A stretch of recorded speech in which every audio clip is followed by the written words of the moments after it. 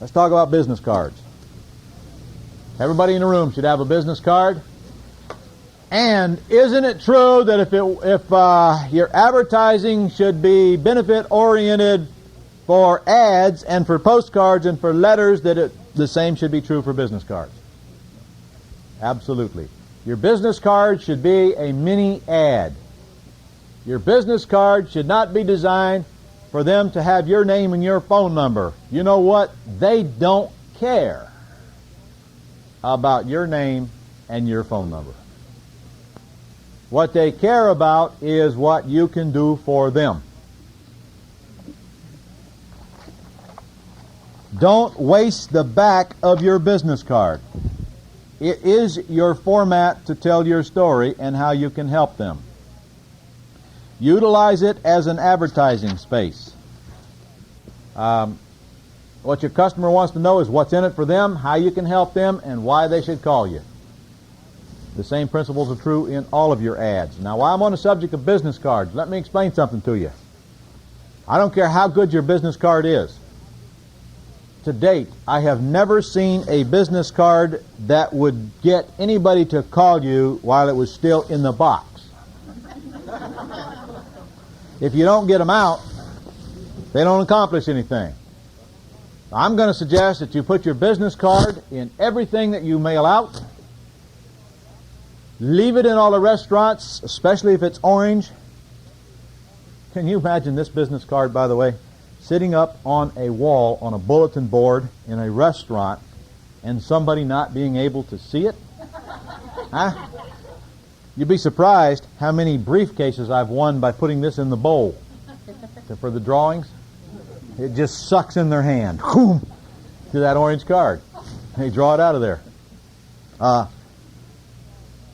The business card should be handed out to all your hostesses, all your waitresses. Do you know that they have to live somewhere and some of them have houses to sell too? It should go in all your bills that you pay. People who process bills have to buy houses and sell them. Yeah? What did you say? Oh. Okay. If you don't get it out, it's not going to accomplish you anything. Now, if you get a good business card and you put your message on the back, folks, I'll tell you right now, you'll buy 3 or 4 houses a year just off your card. And it don't get much cheaper than that. Just remember that it's nothing more than an ad. Don't forget that. If you waste the ad space, then you've wasted the value of your card. And if you look at this card here, you'll see the biggest letters on that card are what? I buy houses, cash. Scott's name is not important to the customer. Scott recognizes that, and Scott waits till the very back and puts it in smaller print on top of that. Incidentally, while I'm on cards, you'll find a copy of Scott's card included in your course. Let me just read you the back of the card that Scott wrote to his... Look at the back of the card. You'll see that it's a letter that Scott wrote to whoever receives his card. It says, do you own an unwanted house and need to sell quickly? Is your house vacant? Need repairs? Are you in foreclosure, behind on payments, relocating, divorce, bad tenants, owe liens, 100% finance, estate sale, fire damage? These are common problems that can happen to anyone. I buy houses from people in situations just like yours in almost any area or price range. I can pay all cash with no contingencies and close within a few days if needed. I will handle all the paperwork and make all of the arrangements. I'm not a realtor. I'm a real estate investor who's associated with a group of investors that buy 5 to 10 houses per month and would like to buy more. You'll get a quick sale with no hassles, and your worries will be behind you. Call now to find out how I can solve your problem. P.S. Rarely do problems just go away. Call now. Together we can find a solution. If you are a realtor, you just don't put it on there. You don't have to disclose on here and you're a realtor as far as I'm concerned. Now, you're going to get some flack on that one. If you're a licensed real estate agent, in most states that I've ever been to, you have to disclose at the point of serious negotiation. When I was a realtor, I would just put on the contract, I'm a licensed real estate agent. Carol, I have to disclose that. It's not a problem, is it? Let's write it on there, and that's the end of it. Being licensed never cost me any deals whatsoever. I didn't make a big deal out of it, but I did disclose. So you just take that line off. If you're to make your broker happy, you could put on here, I am licensed realtor, but I'm acting as a principal or something like that. Whatever kind of language you need on here. Doesn't make any difference.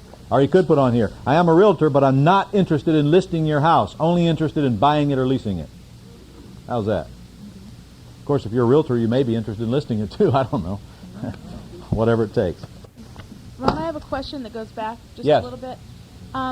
Between the buyer and the seller and the lease option, the seller maybe optioned the house to you for $200. You sold it for $250. At closing, if you're having the seller paying half of the cost, they're going to obviously at that point know what you sold it for. Has that presented Not necessarily. a problem to you? Not necessarily. Not necessarily. Depends on how you handle it. However, does it really matter if they do know? I mean, well, I don't know. Are they could. going to be taxed then, or have a tax basis? The $250? No, the seller's not going to be taxed for the difference. They're not. No. Even if the seller were to deed it directly to your buyer, they're going to be able to claim or call that $50,000 as an expense, so they don't have to pay taxes on it. But what's going to happen a lot of the times when you go option a property, you're going to wind up having to take title to it and then transfer, especially if your buyer's going out and getting a loan. Many times the lender's going to want to see the person signing the contract, which is you, as in the chain of title. And if that's the case, you just got to do it. And if that's the case, you will pay some closing costs to transfer the title.